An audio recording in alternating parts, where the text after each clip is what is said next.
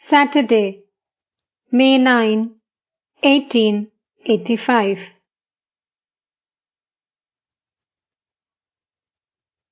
It was about 3 o'clock in the afternoon. Sri Ramakrishna sat in Balaram's drawing room in a happy mood. Many devotees were present. Narendra, M., Bhavanath, Purno, Poltu, the younger Naren, Girish, Ram, Binode, Dvija, and others sat around him. Balaram was not there. He had gone to Mongir for a change of air.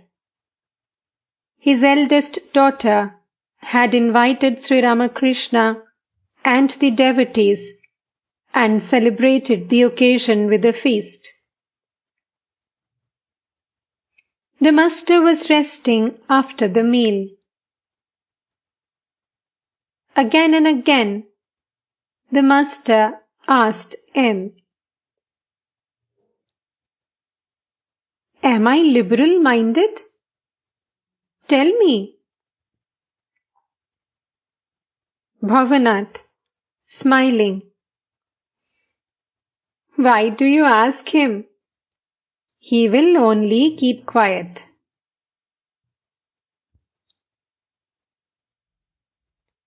A beggar entered the room. He wanted to sing. The devotees listened to a song or two.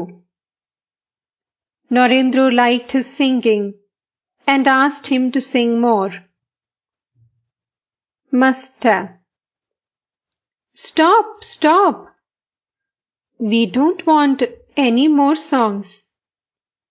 Where is the money?" To Narendra, "You may order the music, but who will pay?" A devotee, smiling, "Sir, the beggar may think you are an Amir, a wealthy aristocrat. The way you are leaning against that big pillow." All laugh. Master, smiling, "He may also think I am ill."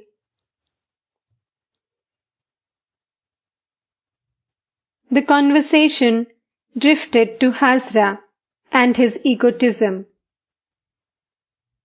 For some reason, he had to go away from Dakshineshwar.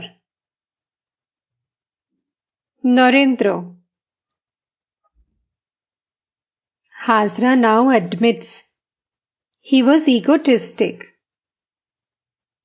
Master, don't believe him. He says so in order to come back to Dakshineshwar. To the devotees, Narendra always insists that Hazra is a grand person. Narendra,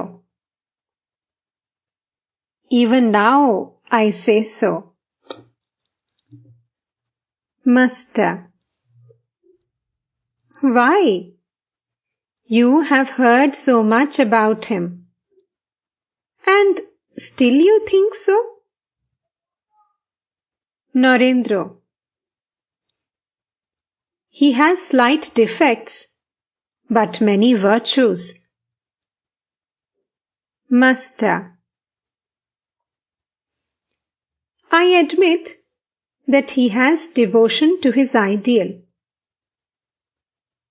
He said to me, "You don't care for me now, but later you will be seeking my company."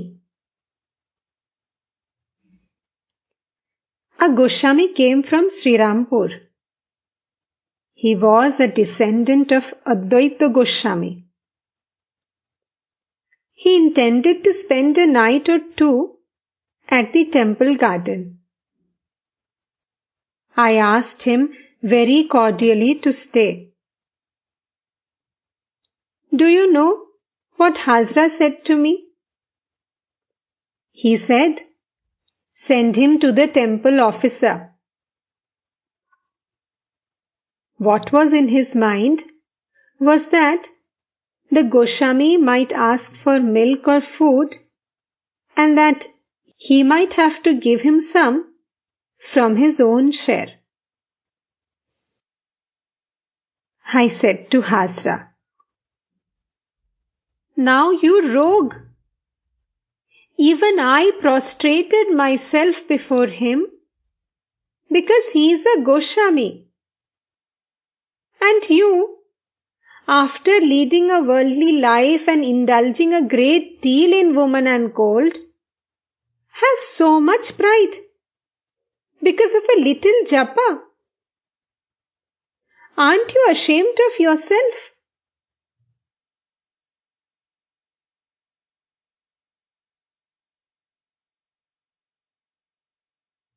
One realizes God through sattva. Rajas and tamas take one away from him. The scriptures describe sattva as white, rajas as red, and tamas as black. Once I asked Hazra, "Tell me, what you think of the people that come here? How much sattva does each one possess?" He said, "Narendra has 100%, and I have 110%. "What about me?" I asked, and he said, "You still have a trace of pink. You have only 75%, I should say." All laugh.